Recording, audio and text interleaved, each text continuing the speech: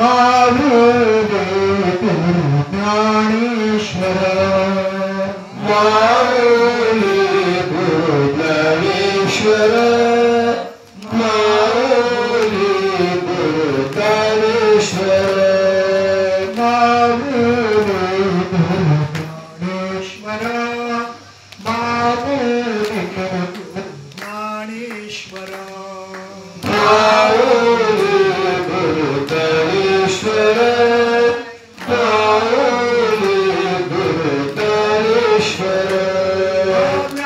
ज्ञानेश्वर महाराज ज्ञानेश्वर ज्ञानेश्वर महाराज ज्ञानेश्वर ज्ञानेश्वर माऊली ज्ञानेश्वर ज्ञानेश्वर माऊली ज्ञानेश्वर माऊली ज्ञानेश्वर माऊली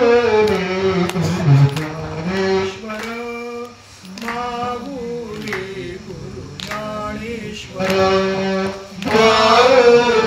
गुरु ज्ञानेश्वर माऊली गुरु ज्ञानेश्वर माऊली गुरु ज्ञानेश्वर माऊली गुरु ज्ञानेश्वर माऊली गुरु ज्ञानेश्वर माऊली गुरु ज्ञानेश्वर ज्ञानेश्वर महाराज ज्ञानेश्वर ज्ञानेश्वर महाराज ज्ञानेश्वर ज्ञानेश्वर महाराज ज्ञानेश्वर ज्ञानेश्वर महाराज ज्ञानेश्वर माऊली गुरु ज्ञानेश्वर माऊली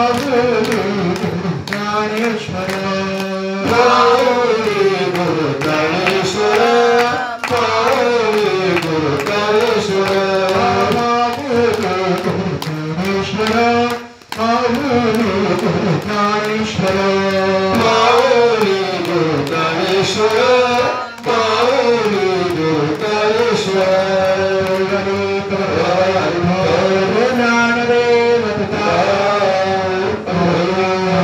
ज्ञानेश्वर भगवान की जय माता की जय सद्गुरुनाथ भगवान की जय नमामि सद्गुरुं शान्तं सच्चिदानंद विग्रहं पूर्ण ब्रह्म परानंदमीशमानंदि वल्लभं ज्ञानेशो भगवान विष्णु निवृत्तिर भगवान भर्ग सोपानो भगवान ब्रह्मा मुक्ताख्या ब्रह्मचित्तदा परंका प्रियम्यस्यासनस्थं परमो भवेदं स्मृति प्रदेशं मुद्रादिदेवैः सदास्तु यमाणं समाधिस्थभरतिं भजे ज्ञानदेवं नमो सद्गुरु ज्ञानदीपा नमो सद्गुरु सच्चिदानंद रूपा नमो सद्गुरु भक्त कल्याण गुरुते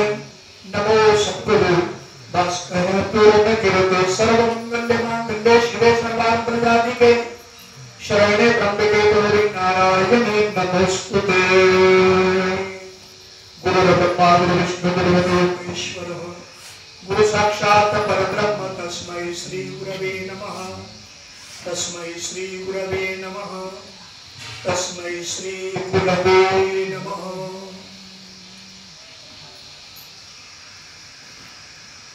उपदेश पदादसा देवो निर्मिला कैसा आलाशित वन्यवाता मातेचिया गर्भवासा जो पंता कदारिता पचलासी कर्म कौथा अभिचार बुद्धि तुझे पुत्र रायाता परिये मदालसा सोहम जो जो देवारा निज ध्याने निज पारे लक्ष लागो देवोया निज ते तो निसरलासी हो शिवर पराकारा परिये मदालसा सोहम जो जो देवारा परिये मदालसा सोहम जो जो देवारा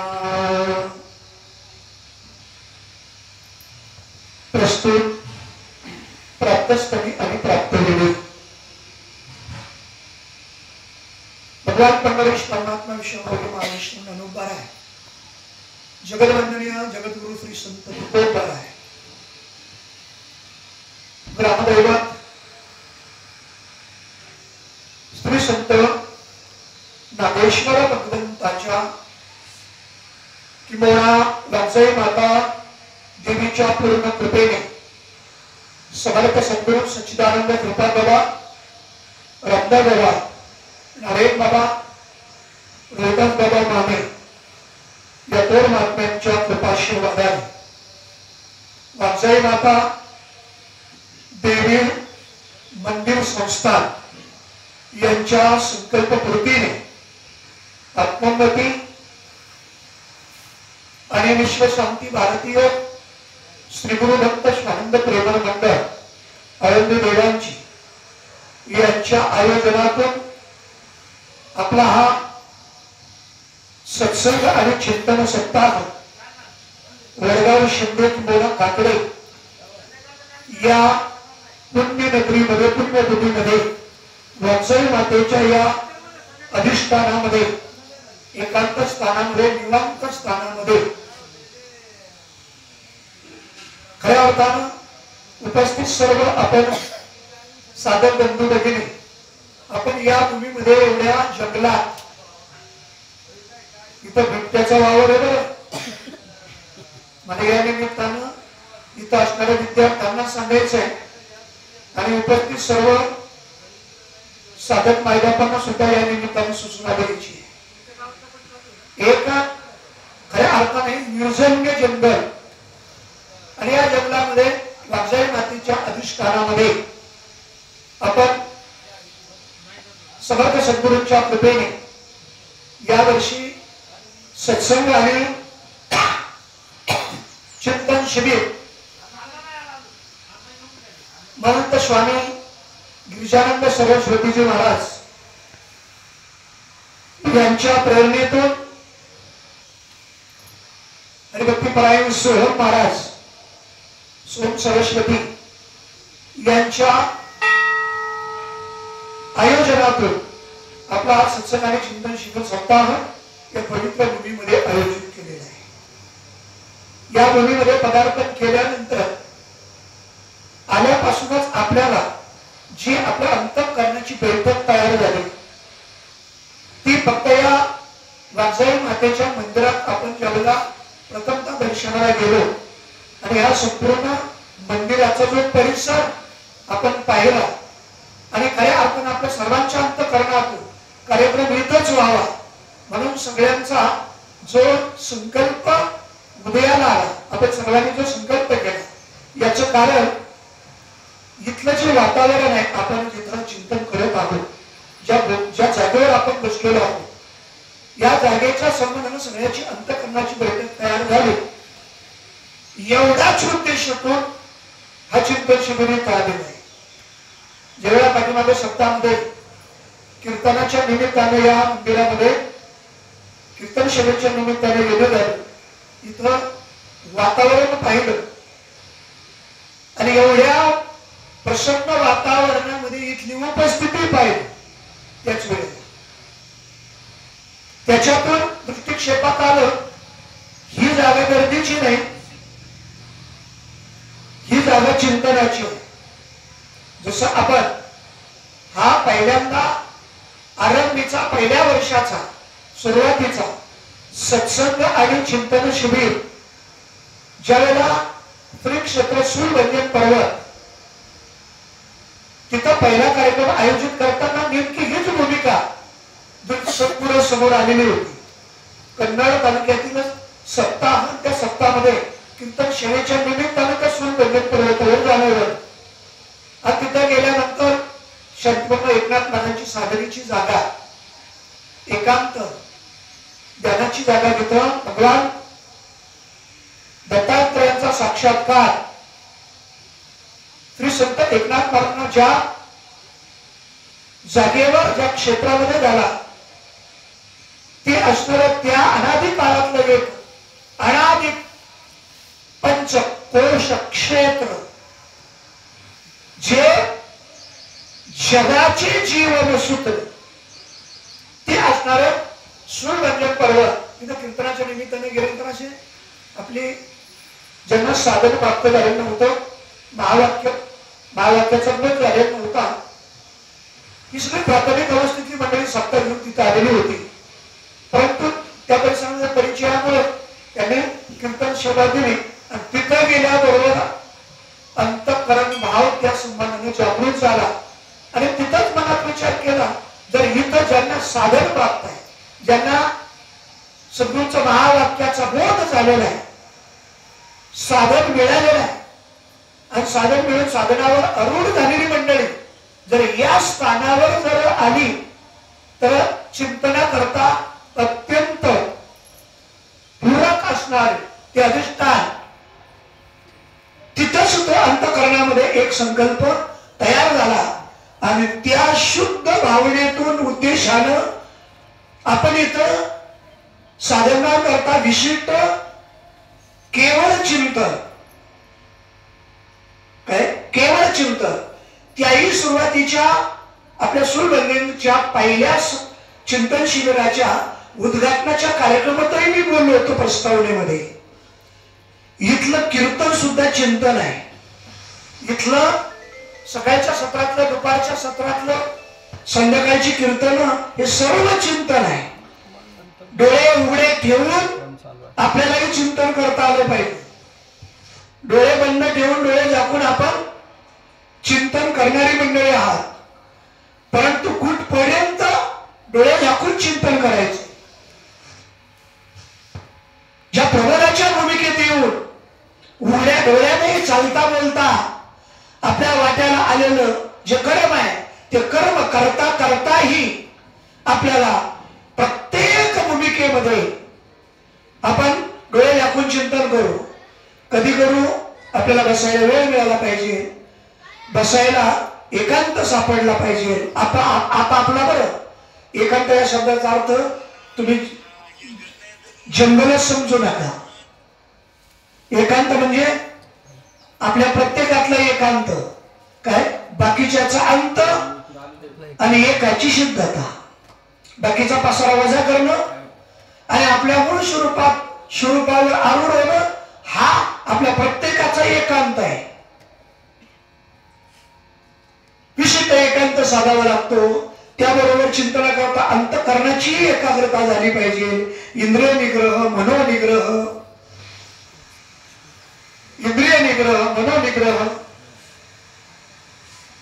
हे साधता आलं पाहिजे. त्याच्यातून आपण चिंतन करू शकतो.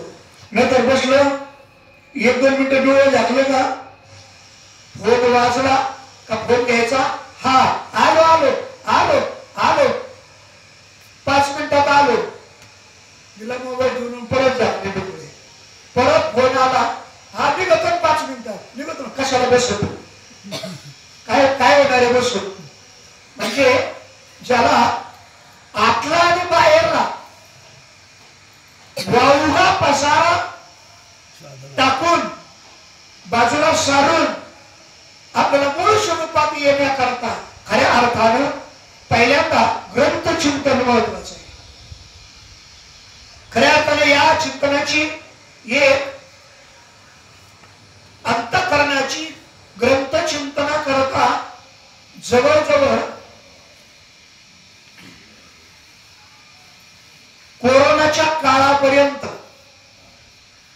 आपण वेगळ्या भूमिकेतून आपलं अंतःकरण या ग्रंथ चिंतनाच्या शास्त्राच्या भूमिकेत येण्याकरता जिथं जिथं चिंतन शिबिर झाले त्या त्या चिंतन शिबिरामध्ये वेगवेगळे विषय घेऊन वेगवेगळे ग्रंथ घेऊन आपण या शास्त्राच्या भूमिकेत ग्रंथ चिंतनाच्या भूमिकेत येण्याकरता एक जवळजवळ 7 वर्ष केविलवाना प्रयत्न केला. 7 वर्ष या भूमिकेत पहिले चिंतन शिबिर नव्हते, विशिष्ट ग्रंथावर चिंतन शिबिर नव्हते. तिथं वाक्याला फक्त एखादा विशिष्ट विषय आपण संकल्पित करायचो. उदाहरणार्थ प्रवचन असतील, प्रवचनाकरता केवळ आनंदाची व्याप्ती वाढवण्याकरता 7 दिवस आनंदाच्या 7 भूमिका आपल्या अनुभवातून त्या ठिकाणी ठिकाणी प्रत्येक प्रवचनकाराला दिले होत्या.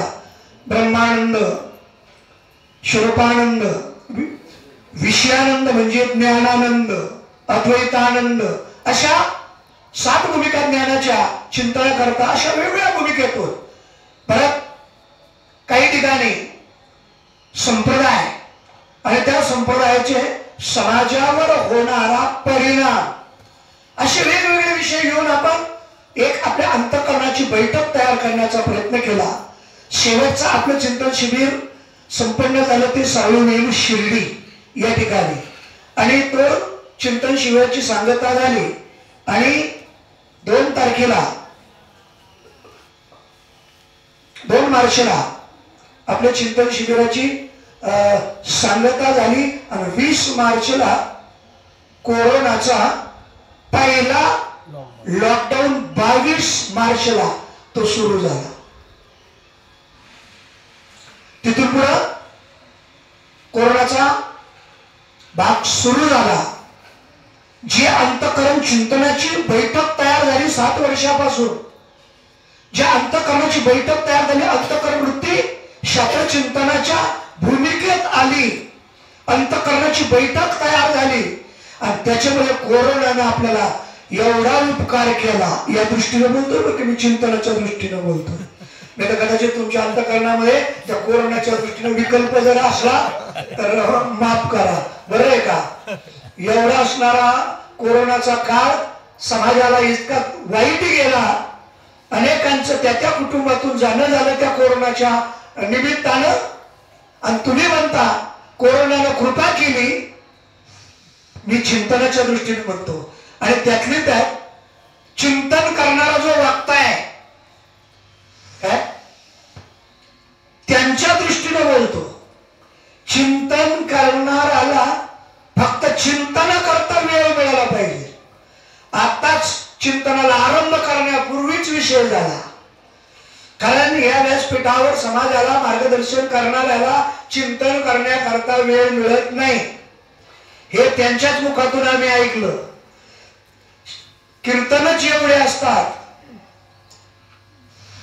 वर्षाचे दिवस आहे 365, परंतु महात्म्यानं सांगितलं 365 दिवसामध्ये 952 कीर्तन करावे लागतात. चिंतन कधी करू, ग्रंथाकडे कधी पाहू. एक 10 मिनिटापूर्वी केलेलं चिंतन मी तुमच्या समोर व्यक्त होतोय. मला राहावलं जाणार नाही, संकल्पही राहत नाही आणि संप्रदायातला विकल्पही राहत नाही. बोलल्याशिवाय राहणार नाही, कारण त्याचा मला त्रास होतो. म्हणून ते व्यक्त होऊन गेलं ना, एकदा त्याची वांती केली ना, परत त्याच्याकडे पाहायचंच नाही. काय जे अंतःकरणावर निश्चित परिणाम करतो, मी त्याला वांती म्हणतो. खळबळ होणं, मळमळ होणं, बरोबर. आणि या भूमिकेतून संप्रदायात काय खळबळ होत नाही काय? आपली कीर्तन ऐकून काय मळमळ होत नाही काय? काय वांतीच आहे. त्याच्यातली विकल्पित घ्या की मोठा संकल्पित घ्या. संकल्पित भूमिकेतून मी ही भूमिका आपल्या समोर व्यक्त झालो. चिंतन करायला वेळच मिळत नाही. कोरोनानं सगळे थांबवले, बंद करा. कोरोनानं सगळे थांबवले, सगळे घरात बसवले. कोण म्हणा? पहिले कीर्तनकार, मग दुसऱ्यांदा धंद्यावाले. पहिले कोरोनाने कृपा केली, नाही तुला वेळ मिळत ना, आता चिंतन कर.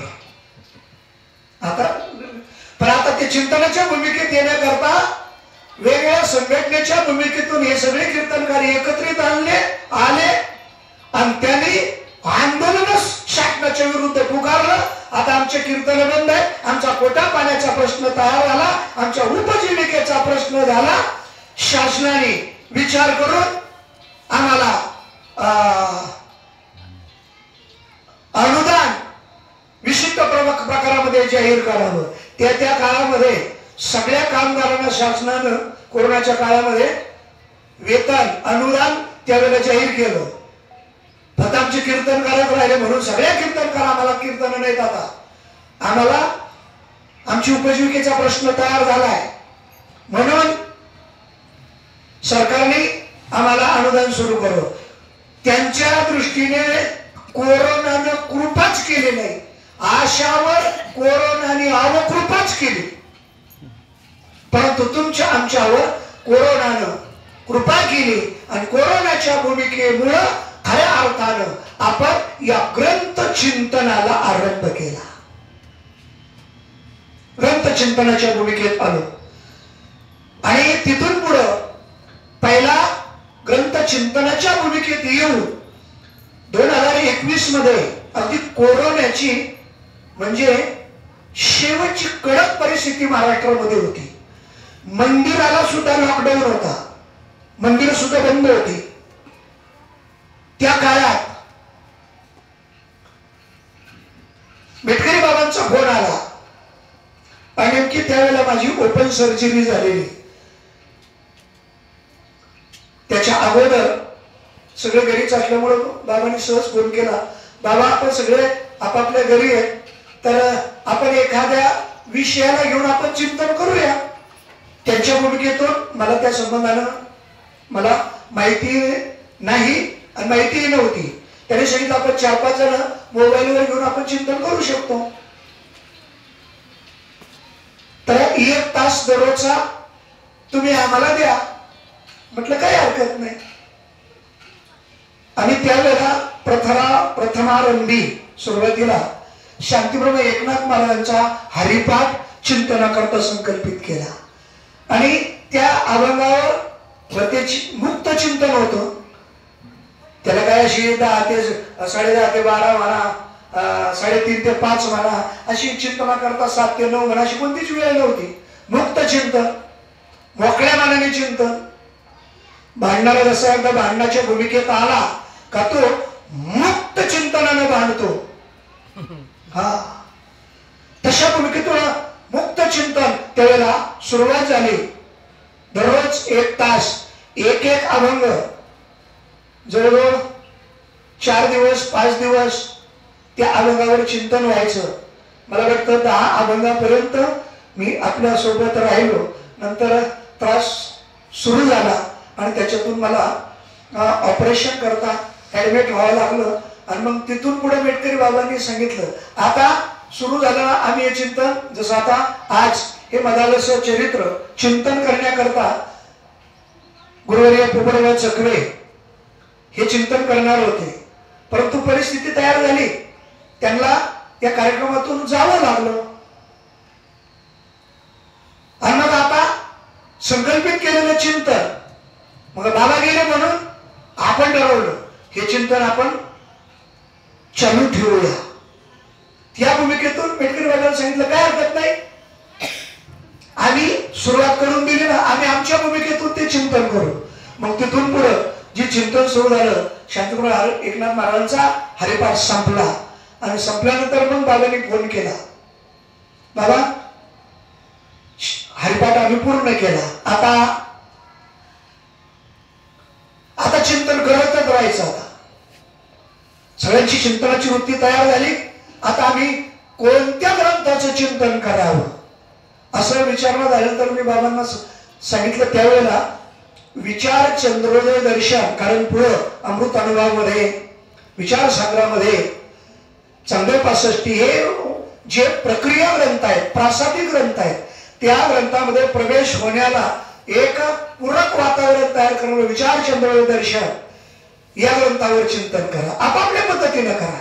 इथं कोणी विद्वान नाही आणि कोणीच नाही, एकमेकाला घेऊन चिंतन करायचं. त्यावेळेला विचार चंद्रोदय या ग्रंथाला त्यांनी आरंभ केला.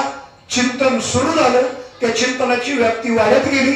त्याच्यानंतर विचारसागर या ग्रंथाचं चिंतन झालं.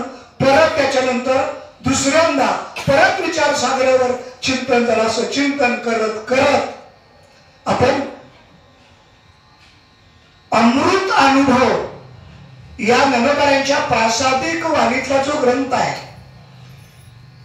श्री क्षेत्र निवासा, पैठणला 4 भावंड, आई वडिलांनी दिलेलं पैठणच्या ब्राह्मणाकरता चारी भावंडांना शुद्धीपत्र मिळवण्याकरता देहांत प्रायश्चित्त घेत असताना विठ्ठल पंतांनी या चारी भावंडाकरता त्या पैठणच्या धर्मपीठाला एक माझ्या या चारी मुलांना शुद्धीपत्र द्यावं. वास्तवतः त्यांना शुद्धीपत्राची गरजच नव्हती. हा तुमच्या आमच्या करता हा बोध खऱ्या अर्थानं आपल्यापर्यंत आला. त्यांना शुद्ध करण्याचा प्रश्नच नाही. शुद्ध कोणाला करावं लागतं? ज्याला बट्टा लागला त्याला. बरोबर. आता सगळ्याला बट्टा लागतो. बोलण्यापेक्षा हे सांगण्यापेक्षा हे बोलताना सोन्याला सुद्धा बट्टा लावतो. शक्यतो सोन्याला बट्टा लागत नाही, परंतु त्या सोन्यालाही बट्टा लागतो. कोणामुळे? म्हणा तुमच्या आमच्यामुळं. सोनं किती काळ सोनाराच्या तिजोरी जर राहिलं ना तर त्याला बट्टा नाही, परंतु ते सोनं विशिष्ट अलंकारात येऊन तुमच्या नाकात, कानात, गळ्यात, बोटात अशा अलंकारात येऊन ते सोनं जर व्यावहारिक सत्तेत आलं म्हणजे अंगठीच्या रूपानं, नथनीच्या रूपानं, चला अलंकाराचे वेगळे नाव आहेत, या भूमिकेत आलं आणि तुमच्या आमचा शरीराचा त्याला स्पर्श झाला का त्याला बट्टा लागला समजायचा. आपण काय साधे आहेत काय? भल्या भल्या शिलावीला बट्टा आहे ना. ते क्षेपकाल आहे ना काय? बरी नव्हे तट्टा भल्या भल्या शिलावीला बट्टा. आपण काय साधे आहेत काय? ब्रह्माला बट्टा लावणारे आपणच आहेत. आपल्या प्रत्येकाच्या स्वरूपाला बट्टा लावणारे आपणच आहेत. आपण तो आपल्या स्वरूपाला, आपल्या आत्मानंदाला आपणच बट्टा तयार केला म्हणून जीव दशाला प्राप्त झालेली आहे. काय तसं ज्ञानोबा आधी करून चारी भावंड यांना अशुद्धतेचा प्रश्नच नाही. एक सुभाषित गेलंय, एक विशिष्ट व्यक्ती आपल्या अलंकारातलं म्हणजे अलंकार सोनाराकडे जाऊन तो अलंकार विसर्जित करून म्हणजे मोडून दुसऱ्या अलंकारात रूपांतर करण्याकरता एक युक्तिवाद आहे. एवढ्या नाकातलं जो अलंकार आहे जिन्नत आहे ना त्याचं मला तेवढं कानातलं बनवून द्या म्हणजे अलंकाराचं परिवर्तन झालं. मग अलंकाराचं परिवर्तन होण्याकरता सोनार त्या अलंकाराला घेतो आणि पहिल्यांदा त्याचा बट्टाबाद करण्याकरता त्या सोन्याला अग्नीमध्ये घालतो. सोनाराने ती अलंकार म्हणजे सोनं विशिष्ट अलंकारात आलेलं ते सोनं तो अलंकार अग्नीत टाकला. ज्यावेळेला अग्नीमध्ये ते अलंकारात बाद झालं, व्यावहारिक सत्ता बाद झाली आणि मूळ स्वरूपात ते आलं म्हणजे आपलं मूळ स्वरूप अलंकाराचं मूळ स्वरूप आहे सोनं. अग्नीमुळं ते आपल्या मूळ स्वरूपात आलं. चिंतन करताना मी प्राथमिक भूमिकेत बोलतो, बोधाच्या भूमिकेत बोलतो. तुम्हाला बोध प्राप्त झाल्यानंतर जी श्वासाची तुमची क्रिया, तुमचं जे चिंतन आहे त्याची जी श्वासाची गती वाढवली जाते, चिंतनाची जी गती वाढवली जाते, गती वाढल्यामुळं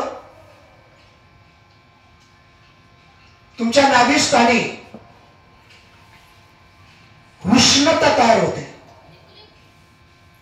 म्हणजे जीवपणा त्याचं विसर्जन करायचे, अलंकाराचं विसर्जन करायचे.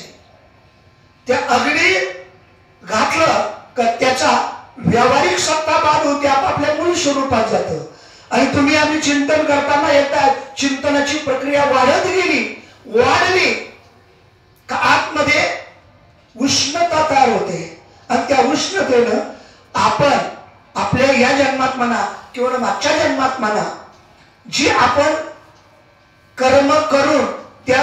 जीवाचं रूपांतर पाप पुण्यामध्ये झालं, पाप पुण्यामध्ये झालं. आणि ते पाप पुण्य जर त्याचं संचित जर तयार झालं, जमा जर राहिलं, तर त्याची पाप जातं दुःखाकडं आणि पुण्य जातं सुखाकडे. म्हणजे सुख दुःख हे वेगळे नाही. जशी पाप पुण्य आहे तशी सुख दुःख आहे. याला द्वंद्व म्हटलेलं आहे. हे आपल्या ठिकाणी आहे, सुखही आपल्या ठिकाणी, दुःखही आपल्या ठिकाणी आहे. आपण दररोज त्याचा अनुभव घेतो, पण तो आपण त्याला अनुभव म्हणत नाही. कधी कधी दिवसातून आपण कितीतरी वेळेला ते भौतिक वस्तूनं म्हणा नाहीतर वास्तव स्वरूपानं म्हणा त्या वस्तूचा अंगीकार केला. आता त्या भूमिकेत आल्यानंतर दिवसातून कितीतरी वेळेला आपण सुखाच्या वृत्तीत येतो आणि परत आपण दुःखाच्या वृत्तीत. आपण दिवसभरात कितीतरी वेळेला सुख अनुभवतो आणि कितीतरी वेळेला दुःख अनुभवतो. कारण ते आपल्या प्रत्येकाच्या जीवनातलं द्वंद्व आहे. पापपुण्य द्वंद्व आहे, सुख दुःख द्वंद्व आहे. म्हणून जन्म मरण द्वंद्व आहे.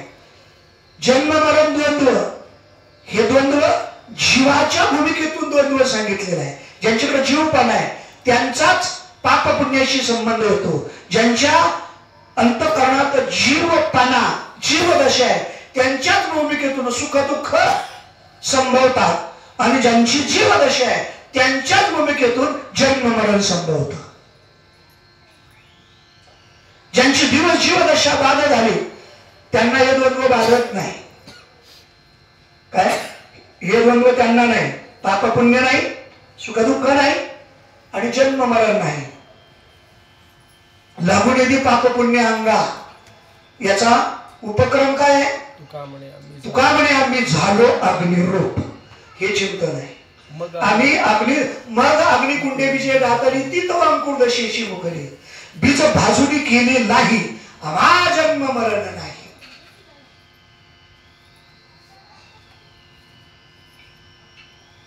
हे आपला दररोजचा अनुभव आहे साधकांचा. दररोज अनुभव घेतो आपण. मग हे अनुभव आपण घेतो याचा अर्थ आता जे अभंग गातात अभंग गेले हे तुमच्या अनुभूतीला आहेत की नाही? आहेत की नाही? अहो हे तुमच्या अनुभव प्रत्येक अनुभव तुमच्या आमच्या अनुभूतीच आहे आणि तुमचा आमचा विचार करूनच तुकोबार आहे खऱ्या अर्थाने व्यक्त झालेले आहेत.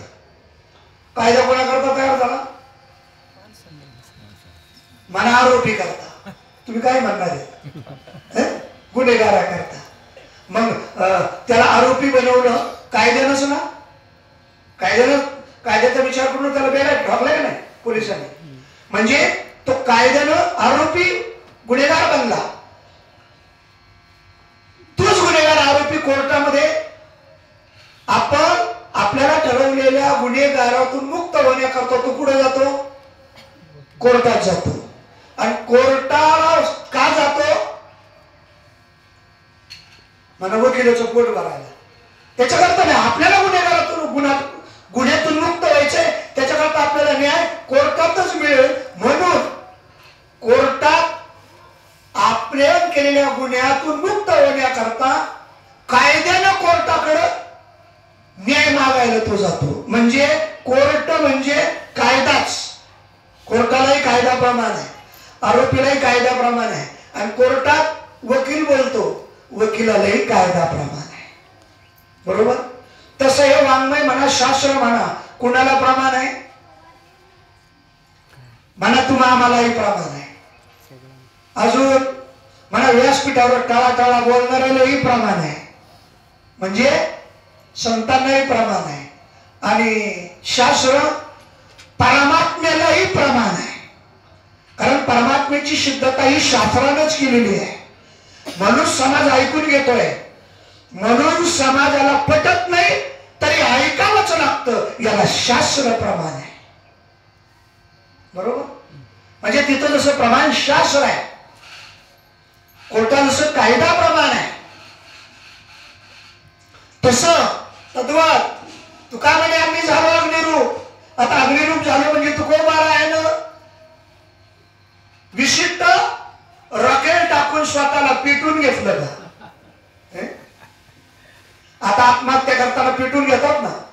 मग ती काय म्हणा तुका म्हणे आम्ही झालो अग्निरूप. येणे म्हणाव का, पेटून घेतलं त्यांनी म्हणाव का, काय नाही. कोणी तुकोबाराय, तुका आहे तैसा आहे, त्या भूमिकेतून तुकोबाराय चिंतन करतात, अनुभवाच्या भूमिकेतून तुकोबाराय करतात. या अभंगाचा उपक्रम सांगितला सदानाम घोष करू हरिकथा. याच्यातलं चिंतन आहे सदानाम, सदानाम चिंतन. या भूमिकेतून सर्व सुखेले आलो, या भूमिकेतून देहीच विधेय भोगू दशा, या भूमिकेतून असवायचा कोट्या आठवचे नाही. आणि सदानाम याच भूमिकेतून तुका म्हणे आम्ही झालो अग्निरूप. म्हणजे तो परिपूर्ण दशेला प्राप्त झाला. आणि परिपूर्ण दशेला प्राप्त झाला का मग आता जी द्वंद्वाधिक दुराविले, ही भूमिका त्यांनी द्वंद्व त्यांच्या ठिकाणी आता राहिलेलं नाही. भागवतामध्ये या संतांच्या 8 लक्षणा सांगताना त्याच्यातलं एक लक्षण आहे निर्द्वंद्व. प्रशांत, अपरिगृही, निर्मम, निराभिमान. या संतांच्या भागवतामध्ये 8 लक्षणं सांगितल्या. त्याच्यातलं निर्द्वंद्व. निर्द्वंद्व म्हणजे जिथं द्वंद्व नाही, ज्यांना द्वंद्व बाधत नाही, पापपुण्य बाधत नाही, सुख दुःख बाधत नाही, सुख दुःख समान सकळ जीवांचा कृपा, सुख दुःख समान कृत्वा लाभा लाभ जया जयो. गीता शास्त्रामध्ये भगवंत अर्जुनाला व्यक्त होत असताना सुख दुःख नाही, पापपुण्य नाही, शत्रू नाही, मित्र नाही, समशत्रूच मित्रेच मान अपमान यो शीतोष्ण सुख दुःख संग संगर विवर्जित. या भूमिकेत तो येतो. मला महत्वाचा मुद्दा सांगायचा आहे. अग्निरूप झालो म्हणजे काय झालं, ज्याप्रमाणे तो अलंकार अग्नीमध्ये घातला, त्याचा अलंकारपणा म्हणजे व्यावहारिक सत्ता बाद होऊन तो मूळ स्वरूपात होतो, म्हणजे सोनेपणाला येतो. कोणामुळं? म्हणा अग्नीमुळं. आणि सोनेपणाला येऊन तो सोनार त्याला विशिष्ट म्हणजे साधनानं त्या सोन्याला असं दूषित राहतो, त्यांनी जळाव म्हणून असं दूषित राहतो.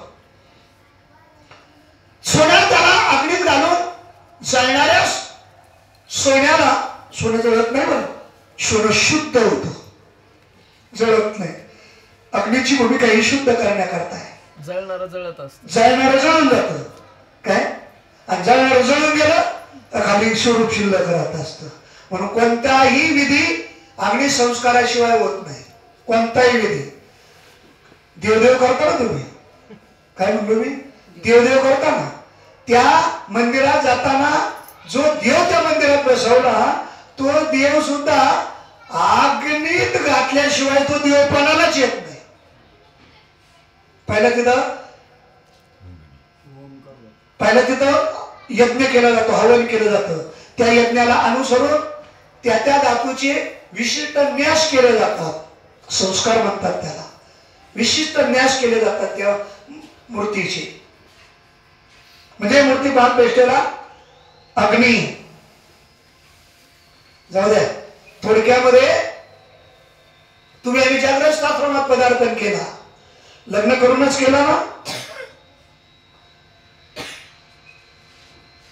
विसंगतीत असणारे 2 जण एका संघात येण्याकरता लग्न हा पवित्र संस्कार सांगितला ना.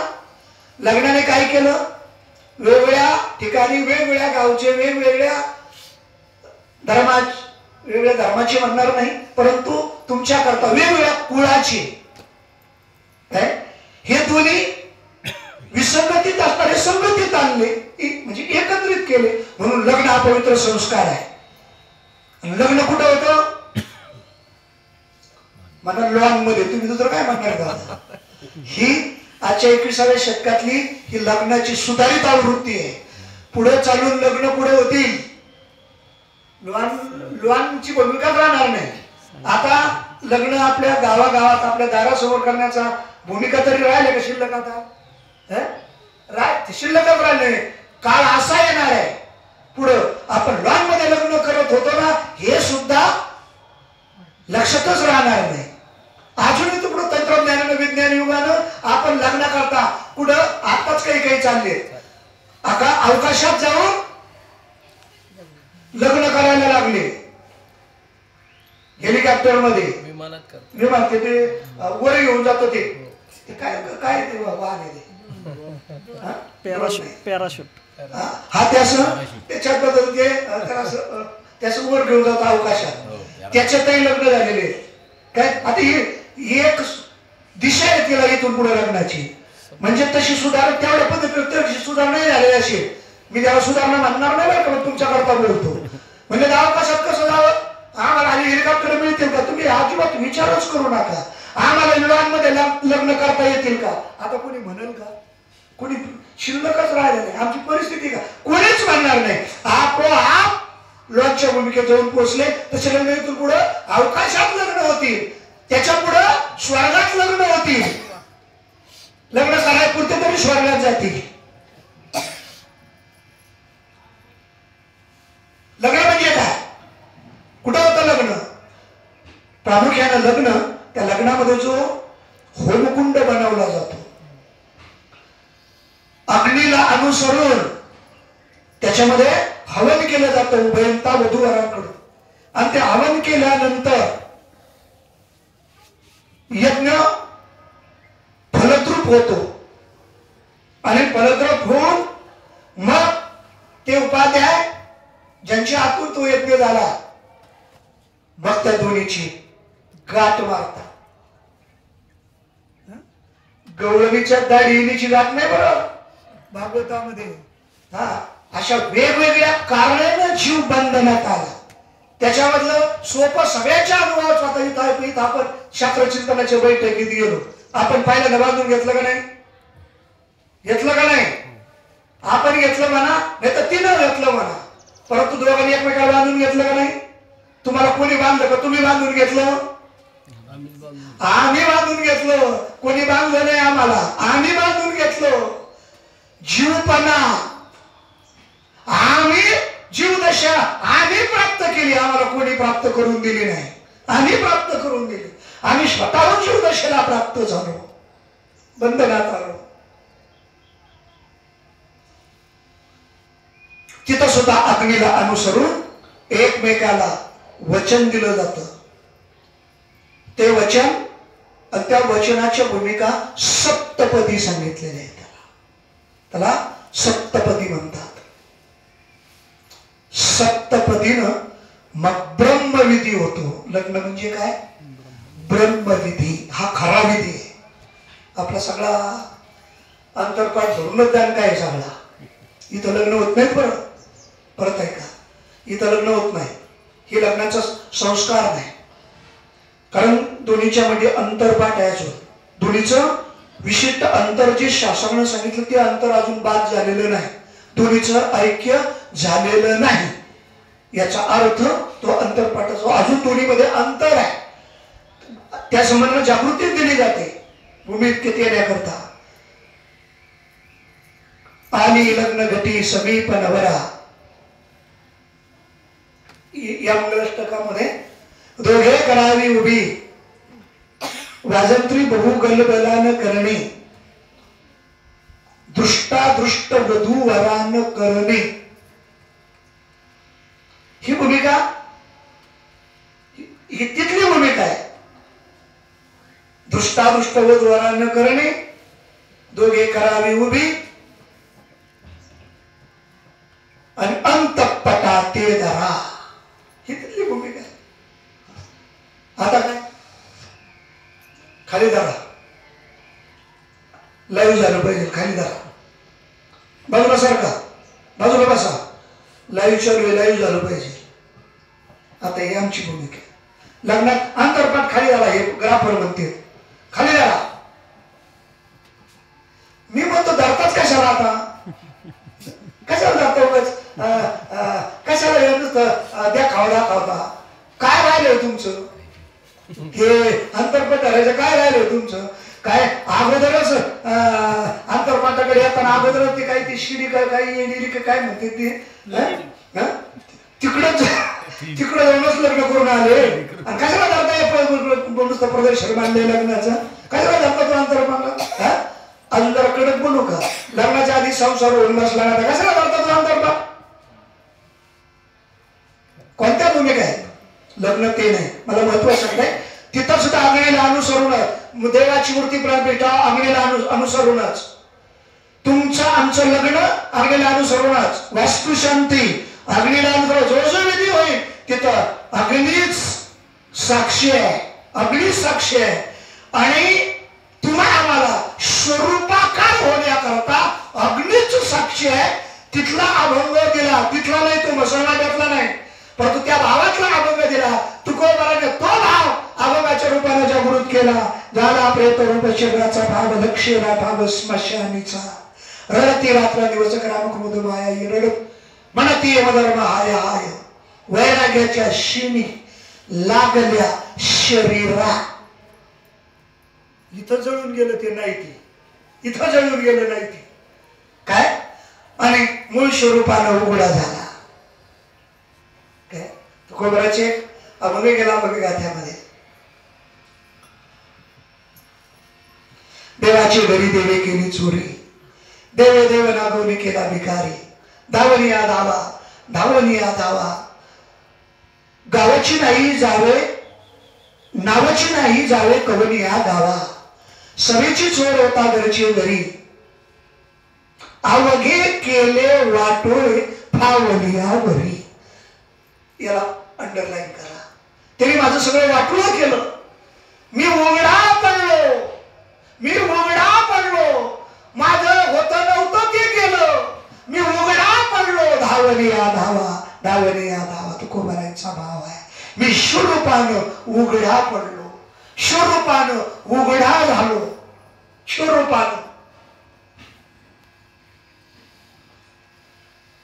अग्नी सोनं घातलं ते मूळ स्वरूपाला प्राप्त झालं. ज्याला प्रतिबंध होते ना, ज्यांनी व्यवहारात आला होता ना, ते सगळं जळून गेलं. जळत जे जळायच करता होतं, जळणार होतं ते जळून गेलं. खाली काय राहिलं? ते सोनं. आणि ते अमीर झालेलं सोनं सोनाराला बोलू लागलं. शुद्ध झालेलं सोनं सोनाराला बोलू लागलं. याला म्हणतात उढा साधू संत साधा फुले. शुद्ध झालेलं सोनं सोनाराला बोलू लागलं. आता सोनार शुद्ध का? सोन्यापेक्षा सोनं, सोनारापेक्षा सोनं शुद्ध. सोनं शुद्ध, सोनार शुद्ध नाही. सोन्याबरोबर जरी दररोज व्यवहार करणार पण सोनं शुद्ध नाही, सोनार शुद्ध नाही, सोनं शुद्ध. आणि ते शुद्ध स्वरूपात आलेलं सोनं सोनाराला बोलू लागलं. सोनाराला ऐक, मला अगदीच घालतोस तू, मला जाळतो तू, दूषितो तू मला, परंतु या प्रक्रियेनं तुला काय मिळणार आहे? ए सोनार, तुला काय मिळणार आहे? अरे मला जाळता जाळता जे जुळून जात आहे, जे जाणार आहे ते गेलं जुळून. मी शुद्ध स्वरूपानं, माझ्या मूळ स्वरूपानं, मी मूळ स्वरूपाला प्राप्त झालो. परंतु हे सगळं करत असताना माझा उद्धार झाला काय, परंतु तुला काय मिळालं? ह्या अंगणीत घालता घालता ढोसता ढोसता सगळ्यात दूर तुझ्या डोळ्यात चाललाय. हा झोपायला वेळ नाही. मी आता चिंतनला म्हणणार नाही, मी झोपायला वेळ नाही आता, ते म्हणणारच नाही. हा या भूमिकेत मी आलो. ही जी विशिष्ट उंची आहे ना, या दृष्टीनं या भूमिकेतून जागे करणारे, जागृती देणारे आमचे संत आहेत. ही नेमकी मदालसा संत रामदास का आली? तिनं एका अभंगाच्या अनुसरणानं आपल्या बाळाला उपदेश केला. हा उपदेश मदालसा का करते? मदालसा या भूमिकेतून उपदेश करताना आई आणि सगळ्या आई आपापल्या बाळाला उपदेशच करतात. हे सगळ्याच करतात. मग या संत रामदास येतात का? आणि मदालसाने काय केलं? काय केलं आपल्या या बाकीच्या व्यवहारातल्या आहे शिवाय मदालसाने काय केलं? म्हणून तिनं आपल्या बाळाला केलेला उपदेश माऊली ज्ञानोबारायानं आपल्या अभंग गाथामध्ये संकल्पित केला. संपली मदालसा. अभंग आपल्याला चिंतन करताना मदालसा या प्रकरणाची प्रस्तावना. काय होते साहेब पण मदालसेचा? आमच्या संतांनी याच भूमिकेतून आम्हाला जागृती दिली. या संबंधाने जागे केलेलं आहे. स्वरूपाच्या दृष्टीने जागे केलेलं आहे. जगजोगी जगजोगी जाग जाग बोलती. जगजोगी जगजोगी जागो जाग बोलती. जगजोगी जगजोगी आज या वाघजाई मंदिरात बोलती. कधी इथं बोलती, कधी आळंदीत बोलती, कधी सावलीला बोलती, कधी कधी श्रुती गडावर बोलती. जिथं तिथं जोगी जाग जाग बोलती. जागो जागी बोलती. काय बोलती? जाग जाग बोलती. कशाच्या संबंधानं जाग जाग बोलती? कशाच्या संबंधानं जाग करायचंय? ज्याच्या संबंधानं जाग व्हायचंय ना तो जागता जगदेव. तो आता आम्ही काकडा करतो महिनाभर. तसा काकडा महिनाभरच सांगितला नाही. काकडा नित्याचा आहे. कदाचित हरिपाठ नित्याचा झाला परंतु काकडा अजून नित्याचा झाला नाही. त्याच्याकरता चातुर्मासाच्या भूमिका सांगितल्या. 4 महिने तरी आषाढी पौर्णिमा ते त्रिपुरारी पौर्णिमा 4 महिने चातुर्मास आणि त्याच्यामध्ये काकडा केला जातो. आता 4 महिने आपल्याच्यानं होत नाही म्हणून शेवटचा महिना चातुर्मासाचा तो शेवटचा महिना म्हणजे अश्विन पौर्णिमा ते कार्तिक पौर्णिमा म्हणजे त्रिपुरारी पौर्णिमा हा शेवटचा महिना. गावोगाव आमच्या गावागावातल्या भजनी मंडळानं तो शेवटचा महिना उचलला आणि तेवढ्या महिन्यामध्ये त्या मंदिरात जाऊन काकडा करतात. तो काकडा कोणा करता? सगळी काकडा करणारीच मंडळी. कोणा करता? काकडा करताना भूमिका काय? कोणा करता? देवा करता. देवाला जागा करायचंय का आपल्याला जागा व्हायचे? आणि आपण झोपून त्या देवाला जागा करायला निघालो. ओ आरती माझ्या पंढरीनाथा दोन्ही कर जोडोनी चरणी ठेवी तो माता. उडा पांडुरंगा प्रभात समयो पाहतला. कोणाला जागे? कोणाला जागे करायचे? काकड आरतीची मालिका आहे परंतु त्याच्यामध्ये काकड आरतीचा हा वर्ग आहे. फक्त तेवढाचा एकच हा वर्ग आहे काकड आरतीचा. बाकीची काकड आरती मालिका आहे. मंगलाचरण, दुसरे मंगलाचरण, संतांची मालिका, नंतर काकड्याची मालिका, नंतर भूपाळी, नंतर पूजेची ओळ, त्याच्यानंतर वासुदेव, आदे, पांगळे, मुके, मुका, बैरा, जोगी या सर्व भूमिका काकड्याची आहेत. प्रकरण मालिका ही काकड्याची. याच्यातलाच अख्ख्या सगळ्या मालिकेतून फक्त एकच काकड्याचा वर्ग आहे. काकड्याचं म्हणजे काकडे महाराजाचं नाही बरं. कारण आता महाराजही काकडे. पण काकड्याचं म्हणजे काकड आरतीचा तेवढाच अभंग आहे. तुम्हाला जागा करण्याकरता बोलतो. तो अभंग म्हणायच्या वेळेला तयार केलेला जो काकडा आहे ना त्या काकड्याला पेटवलं जातं. त्याचा अभंग झाला आणि मग तो अभंग म्हटला जातो. कोणता अभंग येतो? सहस्र दीपे दीप कैसी प्रकाशली प्रभा, कैसी प्रकाशली प्रभा, उजळल्या दश दिशा गगना आली से शोभा, उजळल्या दश दिशा गगना आली से शोभा. काकड आरती माझ्या कृष्ण सभागिया, माझ्या राम सभागिया. चराचर मोहरले तुझी मूर्ती पाहावया, चराचर मोहरले तुझी मूर्ती पाहावया. काकड आरती माझ्या कृष्ण सभागिया, माझ्या राम सभागिया. कोमलेशी प्रभा, कोमलेशी तेज प्रभा गावी से नित्य, आजाली या नित्य, नित्य नवा आनंद ओवाळीता श्रीमुख. आणि शेवटचं चरण खऱ्या अर्थानं महत्वाचं आहे, तेवढ्या करता अभंग तुमच्या जवळ दिला. आरती करिता तेज प्रकाशने नयनी तेने तेजे मिनला एका एकी जनार्दनी. काकड्याने जे तेज निर्माण होतं परमात्म्याला जागे करता करता, जे तेज निर्माण होतं ना, ते तेजात तुम्ही विलीन झाले. परमात्मा आता अलीकडेच राहिला. काकडा करणारा ज्याच्या समोर काकडा नाही अलीकडेच राहिले. मी मात्र स्वरूपाकार झालो. एवढ्या करता जाग जाग बोलते. जागृती जाग करणं संतांचं कार्य. सत्ताच्या रूपानं चिंतन शिबिराच्या भूमिकेतून कीर्तनाच्या भूमिकेतून तुम्हाला आम्हाला जागृती देण्याकरता आहे. आणि तीच जागृती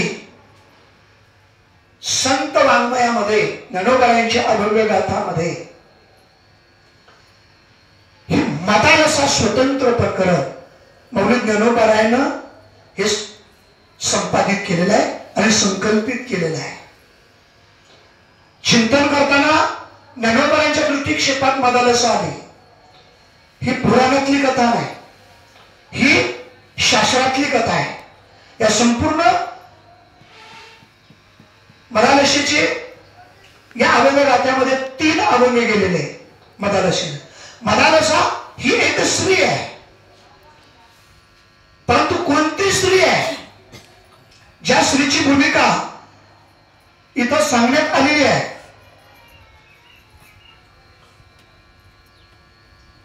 विश्वावसु गंधर्व राजाची ही कन्या आहे. ज्या कन्याचा विवाह ऋतुध्वज या राजाबरोबर झाला. म्हणजे ही लग्न होऊन सासरी आलेली. आपल्या भूमिकेत जर बोललं तर इथं जीवपणा ही परतंत्रता आहे. ऐका, जीवपणा ही परतंत्रता आहे. आपुलिया सत्ता.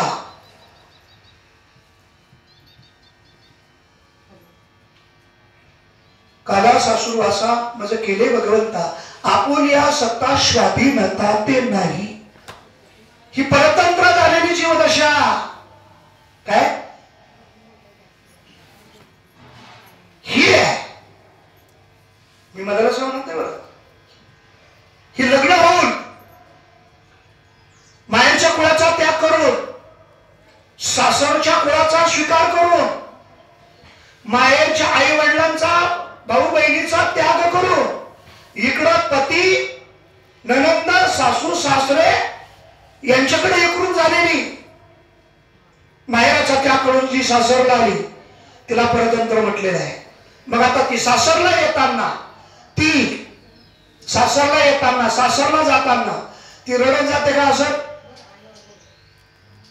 लग्न होऊन त्या मुलीला जेव्हा प्रथमतः सासरी निरोप दिला जातो, वाटण लावलं जातं, ती रडत जाते का हसत?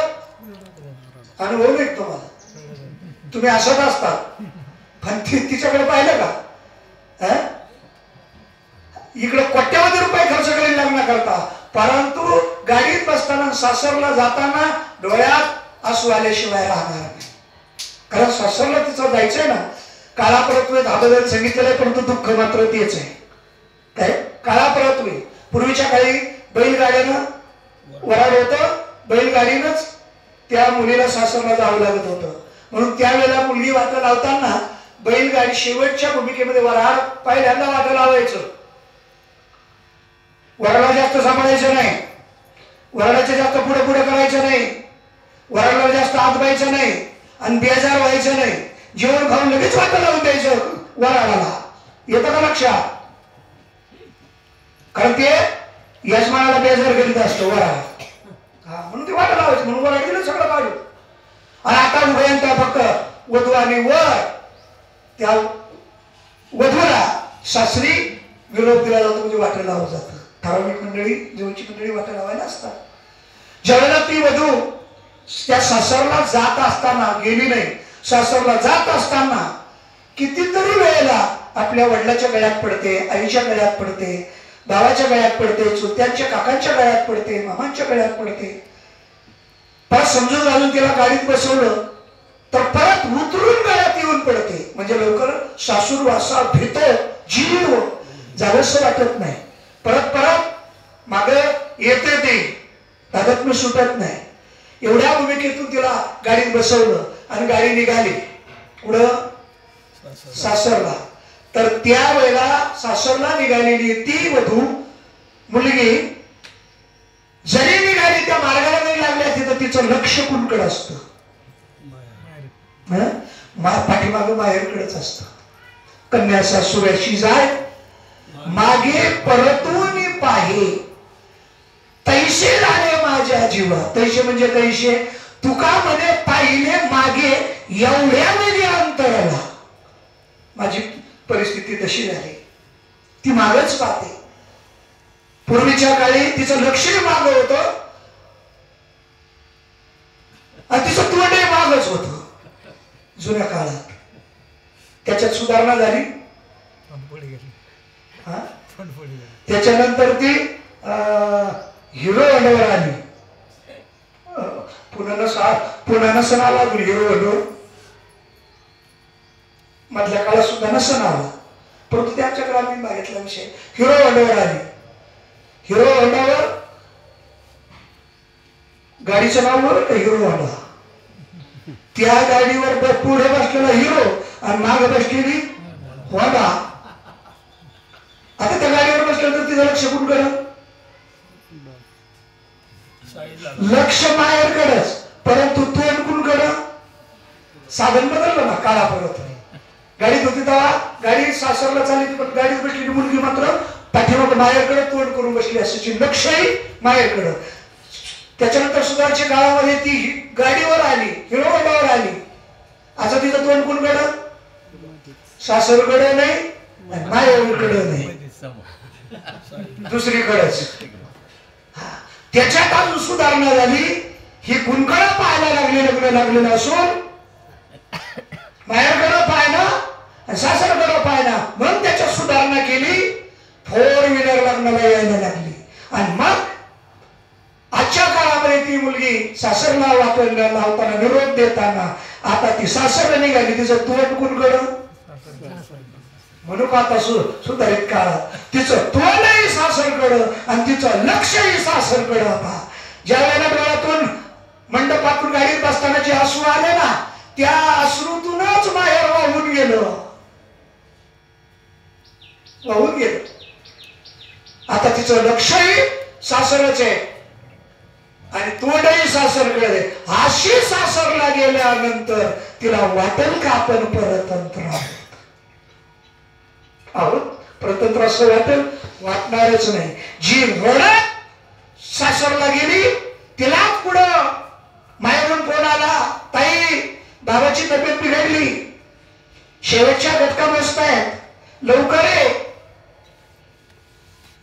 तिचं तिकडून उत्तर येतं, आले असते परंतु घरी सोय लागत नाही. यांचा डबा, पोराच्या शाळा, घरचं घरी सोय लागत नाही. जी रडत सासरला गेली तिचं उत्तर येतं. बरं काय म्हणते? वेळ नाही. कुठे जायला? कोणीही ही कुठली वधू कुठली ही इथं बसलेली, समोर बसलेली. तिला नका असू, आपली परिस्थिती हीच आहे. आपल्याला स्वरूपाकडे जाण्याकडे लक्ष आहे का आपलं? बाहेर लक्षात आहे का आपलं? स्वरूप लक्षात आहे का आपलं? स्वरूपाचं कधी कधी ध्यान येतं का? रमले ना, जन्माला आले, जन्माला प्रकृती शरीर स्वीकारलं म्हणजे सासरला आले, सासरला आले म्हणजे रडतच आले. त्या मुलीने रडतच सासर स्वीकारलं आणि तुम्ही आम्ही उदरातून बाहेर आलो. कसे आलो? हसत का रडत? मला रडतच जन्माला आलो ना. रडत आलो म्हणजे दुःख आहे, तो दुःखात आहे. आणि इकडं बाकीचे पेढे वाटीत घ्या पेढे, घ्या पेढे. कशाचे? मुलगा झालाय बरोबर त्याच्याकडे पाहायला लागला, त्याच्या भावना जागरून घेणार.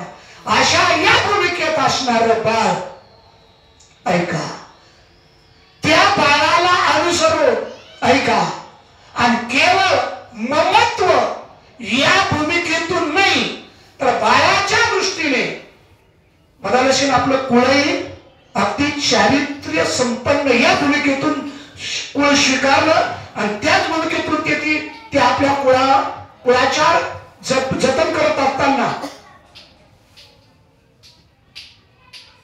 कुळाचार जतन करत असताना ती एक आदर्श माता म्हणून त्या मदालसीचं समोर चरित्र आहे.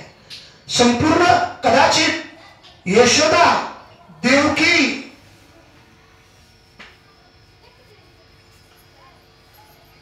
ज्ञानोबरांनी या घेतल्या नाहीत. आदर्श माता म्हणून मदालसच घेतले. आपण निवृत्तीनाथ महाराजांचा गाथापारायण करत आहोत ना, त्या अभंगाच्या प्रत्येक अभंगामध्ये आणि अभंगाच्या दुसऱ्या किंबहुना तिसऱ्या चरणामध्ये यशोदेचा उच्चार निवृत्तीनाथ महाराज प्रत्येक अभंगात. म्हणजे बाळ क्रीडा ज्याला सगुणाने निर्गुण स्वरूपाचं वर्णन करताना जेवढे अभंग गेले आपण त्या अभंगात आज वाचतोय, अजूनही शिल्लक आहे. त्या अभंगामध्ये निवृत्तीनाथ महाराज यशोदेचा उल्लेख केला. बाळक्रीडेमध्ये यशोदेचा उल्लेख येतो, परंतु स्वतंत्र प्रकरण म्हणून मौली ज्ञानोबरांनी मदालसा आपल्या स्वतःच्या अनुभवजन्य व्यापक, जसं ज्ञानोबरांचं अनुभवामृत म्हणजे अमृत अनुभव हे स्वतंत्र चिंतन आहे. सर्व इतर वाङ्मयापेक्षा ज्ञानोबरांचा हरिपाठ आहे, ज्ञानोबरांचा ज्ञानेश्वरी भावार्थ दीपिका आहे आणि ज्ञानोबरांची अभंग गाथा आणि त्याच्या चौथा म्हणजे ज्ञानोबरांचा अमृतानुभव हे स्वतंत्र ज्ञानोबरांची चिंतनाची ग्रंथाची मालिका आहे. त्याच्यामध्ये तिन्ही ग्रंथापैकी स्वतंत्र चिंतन म्हणजे अमृतानुभव चिंतन आहे. मी तीच भूमिका व्यक्त होत होतो. ज्यावेळेला पैठणवरून शुद्धीपत्र घेऊन, मला तो प्रसंग सांगायचा नाही, चरित्र मदालसेच आहे, विषय मदालस आहे, हे मौली ज्ञानोबरांचे चरित्र नाही.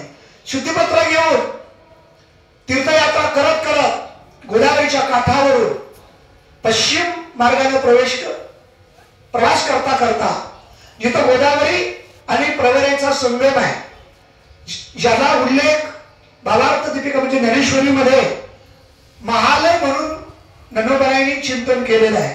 म्हणजे आपण त्याला म्हणतो नेवासा. आणि या नेवासाच्या ठिकाणी आल्यानंतर, कारण मौली ज्ञानोबराय जिथं थांबले, मौली ज्ञानोबराय जिथं जन्माला आले, त्यांना जन्म नाही पण तरी तुमच्या आमच्या करता बोलतो आपण. आपल्या गावचा आळंदीचा आपण वाद मांडलेला आहे ना, कशाचा? जन्माचा माना. म्हणून मी आपल्या भूमिकेतून बोलतो.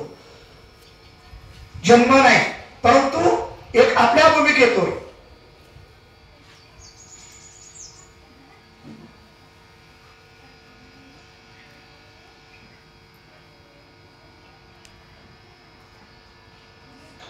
आपापल्या भूमिकेतून आपण हे चिंतन करत असताना हे सगळ्यात महत्वाचं आहे. हे आपल्या अंतःकरणाची भूमिका येते. ज्ञानोबरांचा जन्म झाला, भगवान श्रीकृष्ण परमात्माचा जन्म झाले, आपल्या अंतःकरणाची भूमिका आहे. परत ऐका, संताला जन्म नाही आणि देवाला जन्म नाही. संतांच्या जन्माला कारण आपल्यातली माया आहे आणि देवाच्याही जयंतीला कारण मायाच आहे. मायेमुळे हे जयंती आहे. माया उपजली येथे ठेवी मज आणि तेथे. काय जिथं माया आलेली आहे ना, मला तिथं नेऊन ठेवा. तिथंच कृष्णाचा जन्म सांगितला, विषय बाजूला न्यायचा नाही. परंतु वाद आपेगावला झाला, आळंदीला झाला, चला. परंतु शुद्धीपत्र घेऊन हे चारी भावांना प्रवास करत गेले असताना जिथं ज्ञानोबराय थांबले, ऐका, तेव्हा आले म्हणजे नेवासा. ज्ञानोबरायांनी तिथंच का थांबले? ऐका, तिथं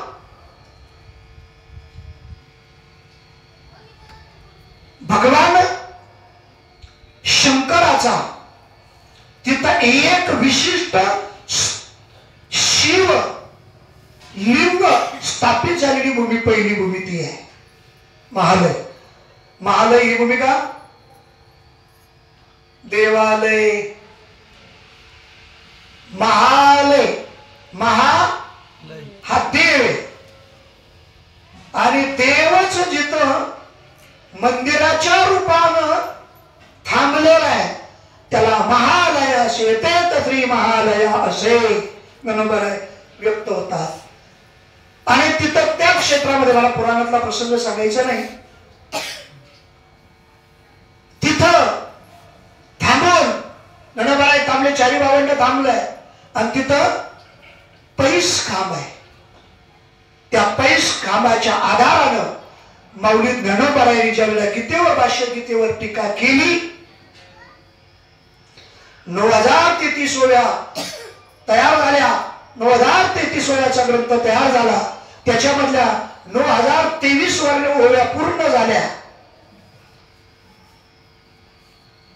यत्र योगेश्वर कृष्ण यत्र भारत धनुधरा तत्र श्रीमिर्जीवर बुद्धी ध्रुवा नीतीर मतीर मम, या शेवटच्या श्लोकावर भाष्य केलं आणि शेवटची ओवी दिली. किंबहुना तुमचे केले धर्म कीर्तन हे सिद्धी नेले, येत माझे जी उरले पाहिकपण, ही या श्लोकावरली शेवटची ओवी आहे. इथं गीतेवरलं चिंतन पूर्ण झालं. नंतर ज्ञानोबाराय इथून पुढे पसायदानाचा आरंभ होतो. ही शेवटची ओवी दिली. संपूर्ण ग्रंथ सद्गुरू निवृत्तीनाथ महाराजांच्या कृपेनं पूर्ण केला. एक मजेची असे एक आधारू त्यानेची बोलेवी सदरू, जे सानुकूळ श्रीगुरु ज्ञानदेव म्हणे. समर्थ सद्गुरूंच्या कृपेने ग्रंथ पूर्ण झाला आणि तो तयार झालेला ग्रंथ ज्ञानोबाराय श्रीगुरूच्या चरणी अर्पित केला आणि स्वतःकडे पायिकत्व घेतलं आणि ग्रंथ निवृत्तीनाथ महाराजांच्या चरणी समर्पित करून हे धर्म कीर्तन, इथं ज्ञानोबाराय कशाला कीर्तन म्हणतात, ही संपूर्ण 9023 ओव्या म्हणजे 9033 ओव्या हे धर्म कीर्तन आहे. धर्म कीर्तन आमच्या डोक्यात कसं काय धर्म कीर्तन म्हणता येईल? टाळ नव्हते, पखवाज नव्हती, काहीच नव्हतं. कुरुक्षेत्रावर गीता भगवंतानं सांगितली. इकडे ज्ञानेश्वरीवर चिंतन करताना नेवाशालाही टाळ नाही, पखवाज नाही, श्रुती म्हणजे विना नाही, काहीच नाही. आणि कसं कीर्तन म्हणता येईल त्याला? कशाला? ज्ञानेश्वरी चिंतनाला. हे आमच्या डोक्यात भ्रामक कल्पना तयार झाल्या. आमच्या डोक्यामध्ये कीर्तनाचा बैरंग डाटा फिट झालाय. आम्ही त्यालाच कीर्तन म्हणतो. प्रवचन त्याच्यातला अंतरंग डाटा कीर्तन म्हणून आमच्याही प्रत्येकाच्या अंतकरणामध्ये फिट होत नाही. हे दणका प्रदर्शन आणि त्याला कीर्तन म्हणतो. म्हणून ज्ञानेश्वरीच्या ओवीला, प्रत्येक ओव्याला आम्ही धर्म कीर्तन म्हणू शकत नाही. ज्ञानोबाराय आपण केलेल्या चिंतनाला धर्म कीर्तन म्हणतात. हे धर्म कीर्तन तुमच्या कृपेने केले, तुमच्या कृपेने सिद्धी नेले आणि आता माझे जी उरले पायिकपण. इथं ग्रंथ पूर्ण झाला. सद्गुरूंच्या निवृत्तीनाथ म्हणजे चरणी समर्पित केल्यानंतर ग्रंथातला भाव सद्गुरू निवृत्तीनाथ महाराजांनी श्रवण केलेला आहे. प्रत्येक ओवीला श्री गुरु साक्षीभूत आहेत. प्रत्येक ज्ञानोबारायांच्या मुखातल्या प्रत्येक पदाला श्री गुरु प्रमाण आहे, सद्गुरु प्रमाण आहे. त्याच्या साक्षीने ज्ञानोबाराय व्यक्त झालेले आहे. म्हणून या वाणीला प्रासादिक वाणी म्हणतात. या ग्रंथाला म्हणून प्रासादिक ग्रंथ म्हणतात. प्रक्रिया ग्रंथ वेगळे, हे प्रासादिक ग्रंथ आहेत. ग्रंथ पूर्ण झाला. संपूर्ण चिंतन निवृत्तीनाथ महाराजांनी श्रवण केल्यामुळे तिथंच घडलेला प्रसंग. निवृत्तीनाथ महाराज ज्ञानेश्वराला बोलतात, ज्ञानेश्वरा सुंदर चिंतन केलं, तू सुंदर चिंतन केलं, परंतु चिंतन करायला गीतेचा आधार होता. गीतेचा आधार घेऊन तू हे व्यक्त झालास, तू हे चिंतन केलंस, त्याचा तुझा अनुभव काय? प्रत्येक पदाला गीता किंवा सद्गुरू निवृत्तीनाथ महाराज प्रमाण आहे. प्रत्येक पदाला परमात्मा प्रमाण, ऐका, परमात्मा प्रमाण म्हणजे किंवा आत्मा प्रमाण, दुसरं श्री गुरु प्रमाण किंवा सद्गुरु प्रमाण. म्हणून मी बोललो हे शास्त्र प्रमाण. या दोन भूमिका ज्या पदामध्ये समाविष्ट होतात ना त्याला म्हणतात शास्त्र प्रमाण. म्हणून हरिपाठ ज्ञानोबारायांचा ग्रंथ आहे. हरिपाठामध्ये शास्त्र प्रमाण नाही आहे, वेदशास्त्र प्रमाण. हरिपाठामध्ये आत्मा किंवा परमात्मा प्रमाण नाही आहे. ज्ञानदेवा प्रमाण, आत्मा हा निधान. आत्मा किंवा परमात्मा प्रमाण. आणि तिसरी भूमिका आहे श्री गुरु प्रमाण, सद्गुरु प्रमाण, ज्ञानवेदा प्रमाण, निवृत्ती देवी ज्ञान. निवृत्ती ज्ञान देवी याला म्हणतात सद्गुरु निवृत्तीनाथाचा प्रसाद. म्हणून तुमच्या कृपेचे पोषणे जन्मोजन्मी तुका म्हणे. हे तुम्ही तुमच्या कृपेनं बोललो, तुमचे बडी बदलो शेष या भूमिकेतून व्यक्त होतात. पण नवराय चिंतन करतात, निवृत्तीनाथाला चिंतन करतात. अरे तू गीतेवर बोललास, गीतेवर चिंतन केलं, त्या गीतेनं तुझ्या अनुभवातून गीतेचा विस्तार केलास, चिंतन केलंस, पण तो त्याच्या तुझा अनुभव काय? त्यावेळेला आपला अनुभव श्री गुरु निवृत्तीनाथ महाराजांसमोर ज्ञानोबाराय व्यक्त झाले, तो म्हणजे अमृत अनुभव.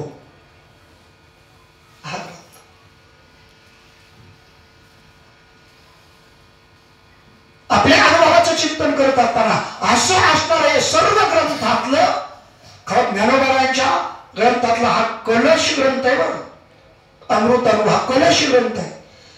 ज्ञानोबारायांचं या ग्रंथाच्या पुढे चिंतन नाही.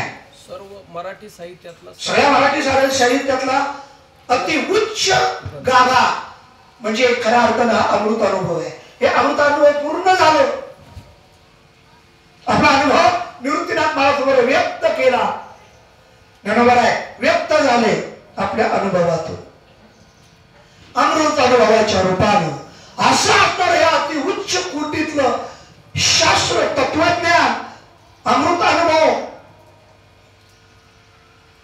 या अमृत अनुभव अशा अतिउच्च ज्ञानोबारायचं चिंतनही त्याच भूमिकेतले, अभंग सुद्धा त्याच भूमिकेतले.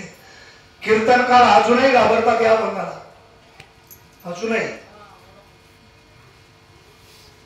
अशा या वाङ्मयामध्ये ज्ञानोबारायांनी मदालसा का बसवली. ज्ञानोबारायांच्या या अभंग गाथेमध्ये मदालसा बसते का, हा एक पहिला भाग येतो. तर म्हणून बोललो मदालसा हे पुराण नाही तर मदालसा. मदालसेनं आपल्या पुत्राला बाळाला केलेला उपदेश हे खऱ्या अर्थानं शास्त्र आहे, हे तत्वज्ञान आहे. तिनं कुणाला उपदेश केला. बस एवढी भूमिका ठेवतो आणि आजच्या चिंतनाला या ठिकाणी पूर्णविराम देतो. मी जे आपल्या समोर अभंगाचं पहिलं चरण म्हणून दाखवलं, या भूमिकेतून आपल्या बाळाला ती उपदेश करते. तर बाळ हे उपदेश करण्याचा अधिकार पाहूनही चिंतन केलं जातं, अधिकार पाहूनही उपदेश केला जातो. अधिकार तैसा करू उपदेश साहेब ओझे त्यास तैसे देऊ मुंगीवरी भालगजाचे पालन. तुकोबराज बोलतात अधिकार तैसा सांगितलं, अधिकार तैसा दावेला मार्ग चालत आहे मत कळू येते जाळू नये नाव पावलीने पार मागील आधार बहुतांचा. या तुकोबराच्या उक्तीप्रमाणे अधिकार पाहून उपदेश केला. इथं उपदेश करणारी मदालसा ही ब्रह्मज्ञानी माता आहे.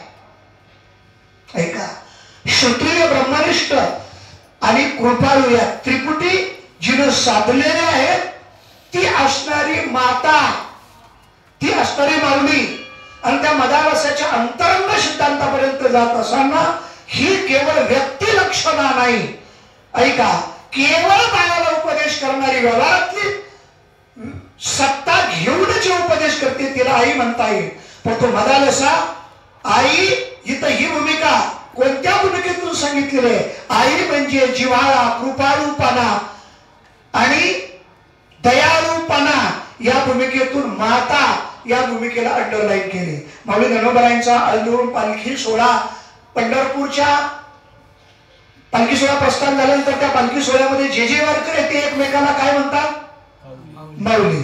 फक्त महिलांना म्हणतात का, पुरुषांनाही म्हणतात. जो असेल तो त्याला, लहान असो मोठा असो, श्रीमंत असो गरीब असो, स्त्री असो पुरुष असो, काय सगळ्याला फक्त माऊली माऊली माऊली ही लक्षणं कुठकडे जाते, तुमच्या अंतरंग लक्षणाकडे जाते, व्यक्ती लक्षणाकडे जात नाही. हे तुमचं अंतरंग लक्षण, अंतकरणाची व्यापकता या पदानं आपल्या समोर व्यक्त होते. माऊली माऊली मदालसानं पहिल्यांदा ही अंतकरणाची आपली भूमिका म्हणजे तयार करून ऐका, ब्रह्मज्ञानानं अंतःकरण सुद्धा बाद केलेलं आहे तिनं. साधनेमध्ये चिंतनामध्ये अंतःकरण सुद्धा बाद करावं लागतं. तिनं अंतःकरण बाद केलं, मन बाद केलं, चित्त बाद केलं, बुद्धी सुद्धा बाद केली. कारण हे अंतःकरण जड भूमिकेत जड येते. ते फक्त तो खेळ खेळायपुरता ग्राउंड मांडावा लागतो, खेळ खेळण्यापुरता ग्राउंड वापरावा लागतो. आणि खेळ पूर्ण झाला आणि भूक लागली का ग्राउंड सोडावं लागतं आणि ताटावर येऊन बसावं लागतं. ही भूमिका ती भूमिका आहे. ती आहे ती भूमिका अंतःकरण बाद करून केवळ उपदेश करण्याकरता अधिकार प्राप्त केला. म्हणजे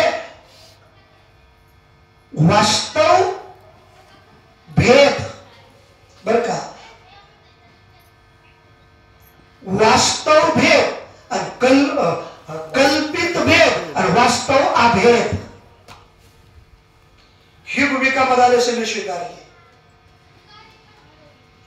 कल्पित भेदातून ती स्त्री आहे, ती मदालस आहे, ती व्यक्ती आहे. व्यक्ती म्हटलं का तिला कुळ आहे. हे सगळ्या भूमिकेतून तिला आपला कुळाचार आहे. परंतु ही भूमिका तिनं बाद केली. निळोबारायांचे जे तुकोबारायांचं जे निर्याण प्रकरण आहे त्याच्या अगोदर विरहिणी प्रकरण आहे तुकोबारायांच्या अभिप्रायात. या विरहिणी प्रकरणामध्ये तुकोबाराय या सगळ्या भूमिका बाद केल्या आणि तुकोबाराय निर्वाणाच्या भूमिकेत आलेले. आणि मग तिथले ते अभंग गेले. शोधिताची नये, हा या अभंगापासून विरहांच्या अभंगाला सुरुवात झाली. ही बदालसाने हीच भूमिका तयार केली. अगोदर तिला कुळ नाही, रूप नाही, नाम नाही, आकार नाही. कारण आकार, रूप आणि नाव यांनी आपाप कुळाचार तयार होतो. कुळाचार देह धारण केला का आपण कुळ तयार होतं त्याला. म्हणून तुकोबार आपल्या चरित्र प्रसंगामध्ये सांगतात, एक संसाराचं कुळ देहाच्या दृष्टीने आणि एक संप्रदायाचं कुळ स्वरूपाच्या दृष्टीने. हे दोन्ही दुईकडे पाहे तू काय येत आहे. दोन्ही ठिकाणी जशाची तशा तुकोबारांनी भूमिका स्वीकारलेल्या. याच भूमिकेतून मदालसाने सुद्धा हीच भूमिका पार पडली. कुळाच्या दृष्टीने जो कुळाचार स्वीकारला प्राथमिक अवस्थेमध्ये, ते सर्व स्वीकारून आपला कुळाचार जतन करून अंतरंगानं हा कुळाचार बाद केला. आपलं प्रकृती म्हणजे शरीर बाद केलं, देह बाद केला, अंतःकरण बाद केलं. या सर्व भूमिका बाद करून फक्त स्वरूप आपल्या मूळ स्वरूपामध्ये तदाकार हो. परंतु परत उपदेशाला की पात्र झाला. ही भूमिका स्वीकारून परत वास्तव अभेदातून कल्पित भेद स्वीकारून, आता त्यांना अशा ठिकाणी भेद राहत नाही, भेद राहणार नाही, काही नाही. फक्त हे व्यवहार करण्याकरता हा भेद मांडल्याशिवाय तो उपदेशच करता येत नाही. त्यामध्ये लसने ही भूमिका तयार केली. वास्तव अभेदात राहून वास्तव कल्पित भेदानं अंतःकरण स्वीकारलं. अंतःकरणाची बैठक तयार करून त्या बाळाच्या भवितव्याचा विचार करून मदालसेनं बाळ म्हणजे काय, तर बाळ म्हणजे तुमची आमची जीवदशा, याला बाळ म्हटलेलं आहे. बाळाचा विचार करून केलेला उपदेश आहे. आणि आईच्या दृष्टीने तो केवढा झाला तरी तो बाळच असतो. तुम्ही जीवदशा प्राप्त करून तुम्ही व्यवहारात कोणी झालेले असले, किती मोठे झालेले असले तरी सुद्धा जीवदशाच असल्यामुळं जीवदशा, बाळपणा, जीवदशा ही जीवदशा स्वीकारून मदालसा मातेनं आपल्या बाळाला अगदी जागृत स्वरूपाच्या दृष्टीने, धर्माच्या दृष्टीने जागृत करण्याकरता ही मदालसा अभंग आपल्या मुखावृत्तातून प्रतिपादन केला. तेच चिंतन आपण पुढं हे चिंतन करणार आहोत. तुमची आमची जीवदशा स्वीकारून मदालसेनं, कारण याच्यातला मूळ भाव आहे, ज्ञानोबा राय. मदालसेच्या अंतःकरणाच्या भूमिकेतून ज्ञानोबा रायनी म्हणजे माऊली नाही. आता ज्ञानोबा राय माऊली आहे आणि मदालसा माऊली आहे. या दोन्ही भूमिकेचा संगम होऊन ज्ञानोबा राय मदालसाच्या प्रसंगामधून आपल्याला, कोणी तिचा पुत्र नाही, आपण तिचे पुत्र आहोत, आपण उपदेशाला पात्र आहोत. पण आपल्याला बाळाच्या निमित्तानं आपल्याला केलेला तो उपदेश म्हणजे मदालसा प्रकरण आहे. उद्याच्या भागामध्ये हेच चिंतन आपण या ठिकाणी श्रवण करणार आहोत. तूर्त बोलता बोलता बराच वेळ झाला, त्याबद्दल आपली कृतज्ञता दिलगिरी व्यक्त करतो. झालेलं आजचं चिंतन मदालसा अभंग चरित्र आणि निरूपण चिंतन या चिंतनाला याच ठिकाणी पूर्णविराम देतो आणि या ठिकाणी शिवेला पूर्णविराम देतो. पुंडलिक हर विठ्ठल श्री ज्ञानदेव तुकाराम पंढरीनाथ भगवान की जय. ज्ञानेश्वर महाराज की जय. जगद्गुरु संत तुकाराम महाराज की जय. श्री वामदेव माता की जय. सद्गुरु सच्चिदानंद श्रीपाद भगवान की जय. सद्गुरु सच्चिदानंद रामदास भगवान की जय. सद्गुरु सच्चिदानंद नारायण भगवान की जय. सद्गुरु सच्चिदानंद रविदास भगवान की जय.